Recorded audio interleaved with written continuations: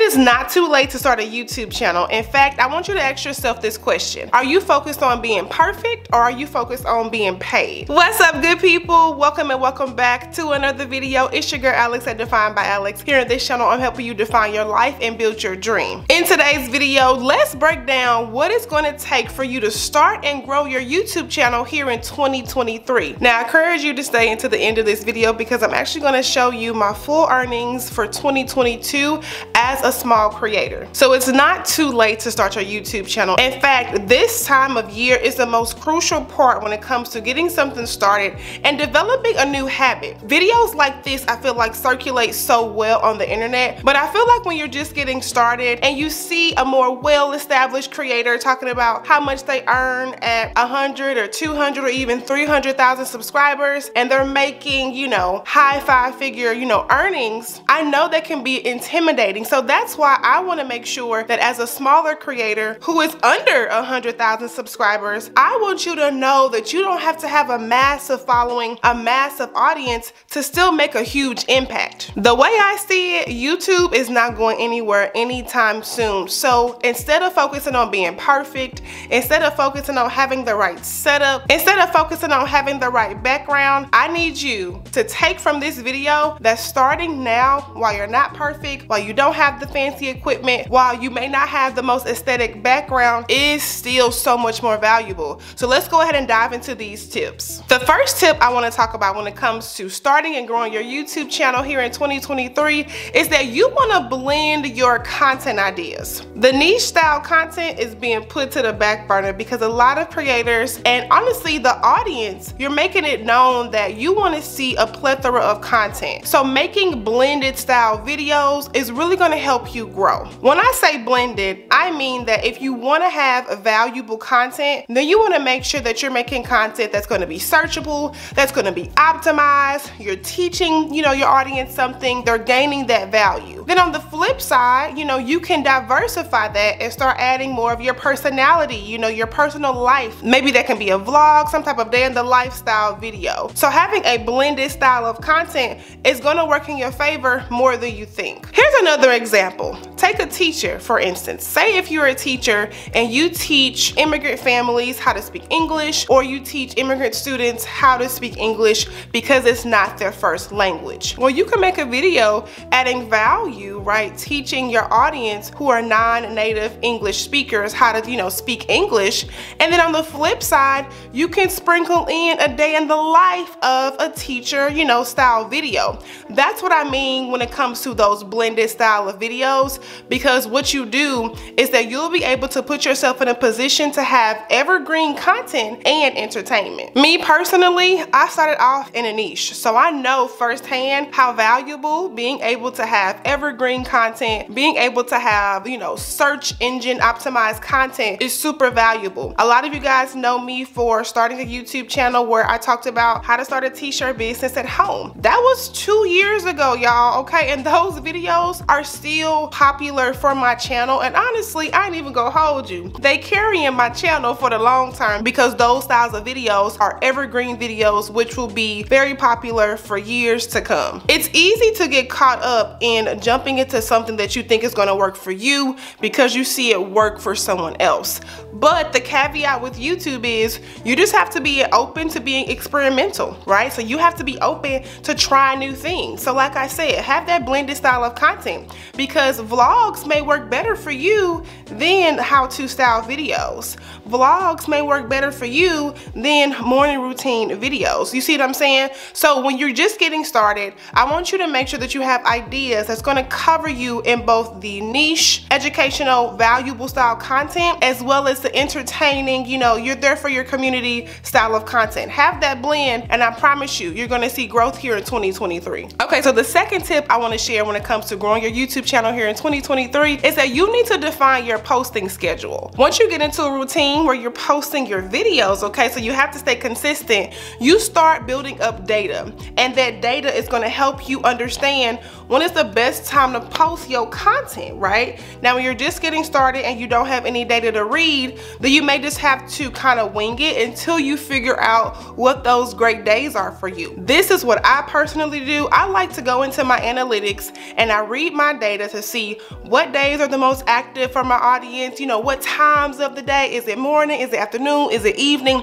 things like that. So you want to make sure that you are defining a posting schedule for you. This is also going to be great because if you are looking into batching your content, where you make a lot of content at one time and then you disperse it out for your schedule, for people who work other jobs and who have, you know, a life outside of creating content, batching content is going to be your best friend. So I strongly recommend that you start defining what that posting schedule is for you, so that way you can stay consistent, and the more you post, the more data you can collect, so you can really figure out what are the best times for you to post to grow your channel even more. Tip number 3. Now this one is my personal fave because this was something as of recently, and I mean recently this year, okay, I dived into more because I realized that I was hiding this for so long. And that tip is, don't hide your personality. Let people see you for who you are. If you want to come off the way that you know people in your real life love you for, then do that on camera.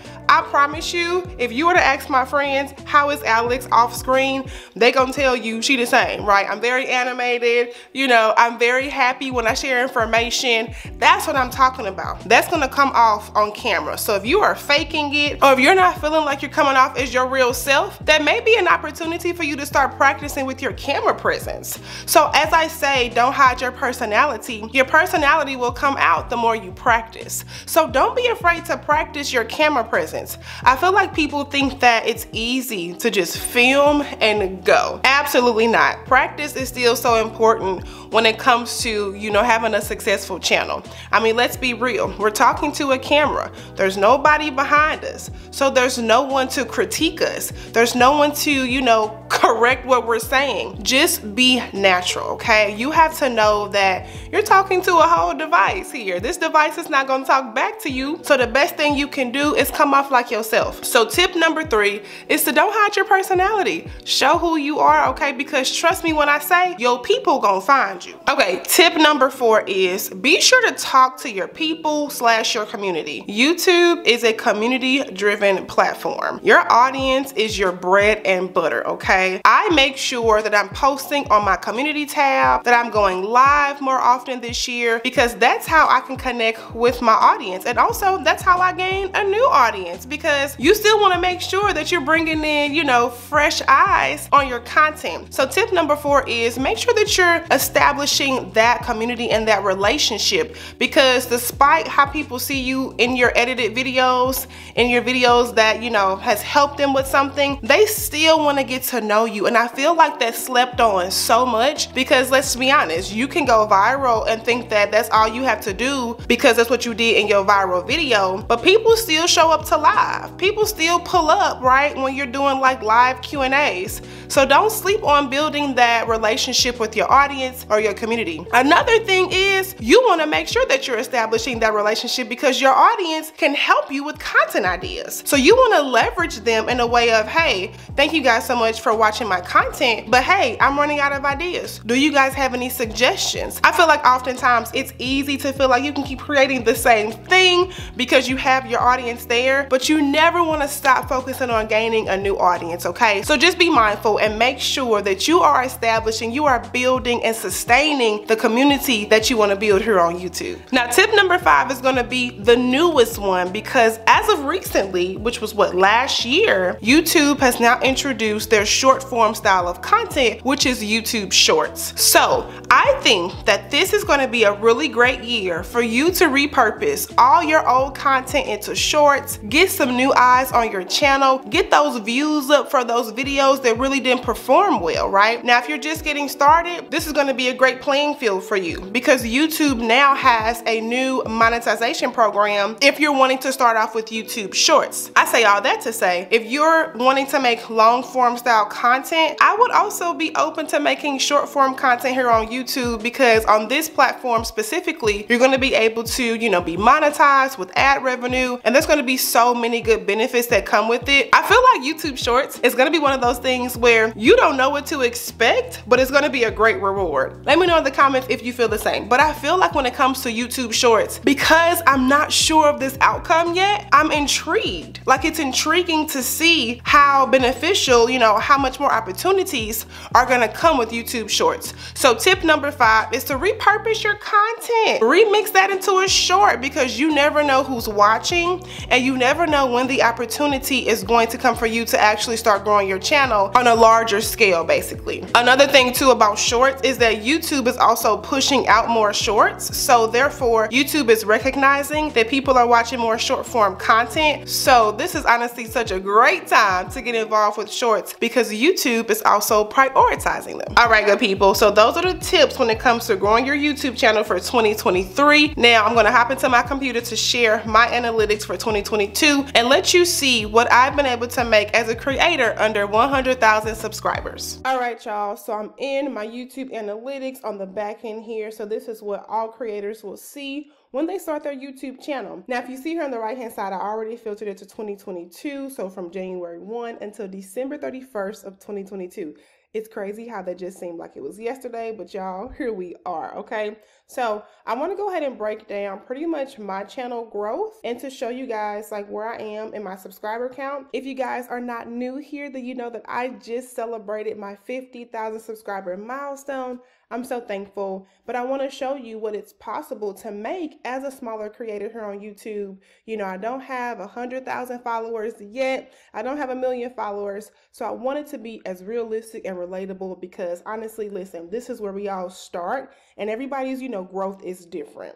So I say all that to say, when it came to 2022, I got over 1 million views on my channel for the duration of 2022. So if you see here on my timeline, each day I was gaining, you know, in the thousands of views every day from January 1st all the way up until December, you know, 29th basically, but December 31st, right? And so you can see how that was pretty, I say pretty slow, but then during like the fall of 2022, views jumped, you guys. I'm not sure, to be honest, but I'm thankful. So, you know, YouTube growth staggers. It's not going to be just this streamlined type of growth and data. So you do have to do some more fine tuning, do some extra digging to figure out what's working for you, etc. When it came to my watch time, the bold green arrows that you guys see right here, that indicates really great high performance. So just to kind of give you more of like a visual, when you see these arrows, that let you know that something is performing very well for you and you want to keep repeating that because 9 times out of 10, it's going to keep working for you. So getting bold green arrows last year let me know that what was working for me worked for me. And I'm excited to see, you know, what this year has in store so I can keep recreating what's been working. But as far as my watch time increased 58% more than the previous year, which was in 2021, all because I stayed consistent. And also 2021 was like a partial monetization year. I had just got monetized in March of 2021. So 2022 was my full monetization year, which is exciting. So that also makes sense as to why I saw more growth. And I think it's because I had a full year to be monetized. And so I just saw more results. I gained 26,000 subscribers. Shout out to you guys. I'm so happy that you guys are here. Gained a lot of subscribers. And then moving on to the revenue, okay? Because listen, let's call it what it is. This is the bread and butter. You want to see what people are making on YouTube? Here it is right here. Now, last year I made $25,733.33, 101% more than the previous year. So like, mind you, I was partially monetized in 2021. 2022 was my full year being monetized. So I made more, okay? I was posting consistently. Even when I had a month where I was kind of slow, I made sure that I was really consistent last year, and thankfully it showed. So let's go ahead and break down the revenue. Okay, so here's the actual revenue page. You guys can see again what I made for the entire year of 2022. My RPM, which is what I'm earning for every 1,000 views, that went up 36%. And then this is my CPM, which is what advertisers pay per 1,000 view. Okay, so you guys, if you're going to get into the metrics, that's just a quick, you know, explanation.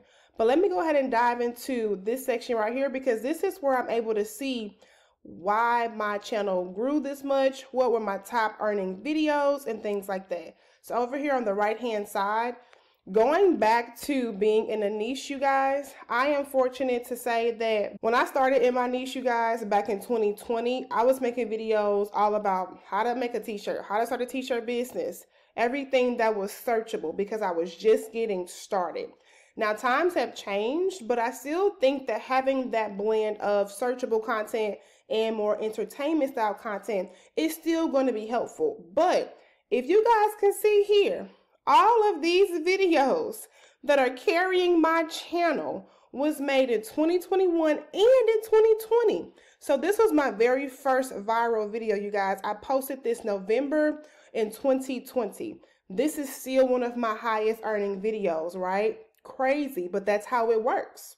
And then going back to the next one up, I posted this one in 2021 as well, heat press printing at home. Now this third video performed, honestly, I was so shocked because I had posted this because I was kind of like done with t-shirts and I wanted to like change over to like lifestyle content.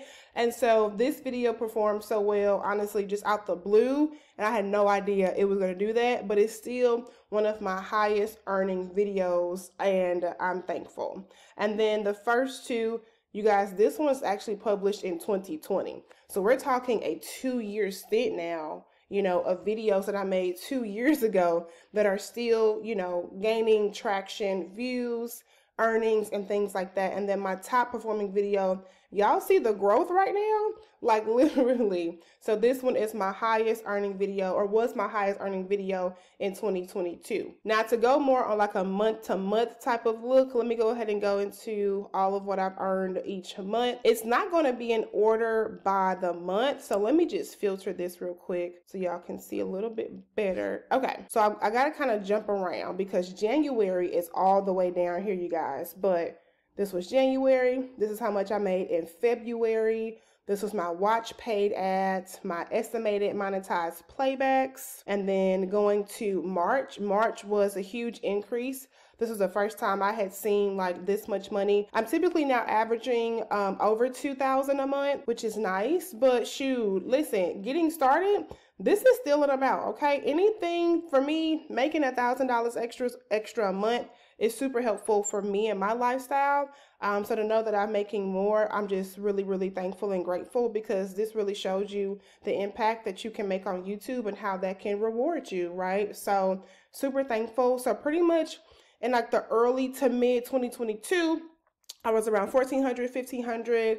And then I had this just random increase in March. But then going back down to April, I made, you know, 1979, going to May, 1684, June and July were pretty kind of like neck and neck, I would say. And then August, where is August? August is right here, so a little bit lower. And then September and October just blew my mind.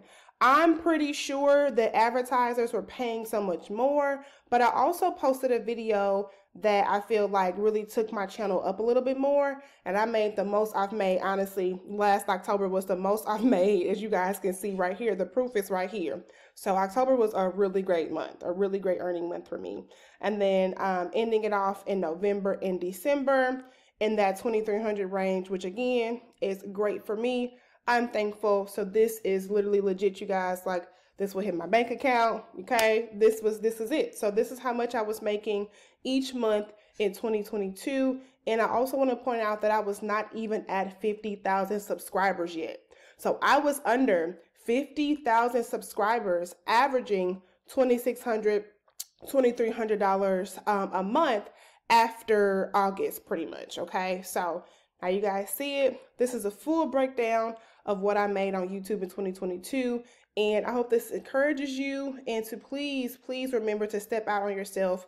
Always bet on yourself because you never know where it can go. Honestly, you guys, like, I'm just getting started, so I cannot wait to fast forward to 2024 to show you what I've made in 2023. All right, good people, that is it for today's video on the 2023 YouTube tips, okay? Now, if you're just getting started, these tips are going to be so valuable for you, especially this year. Or even if you hit a plateau with your content and you're trying to figure out what to do next, I still hope that you found value in this. But as always, leave me a thumbs up, subscribe if you're liking the vibe, and I'm gonna catch you in my next video. Bye, y'all.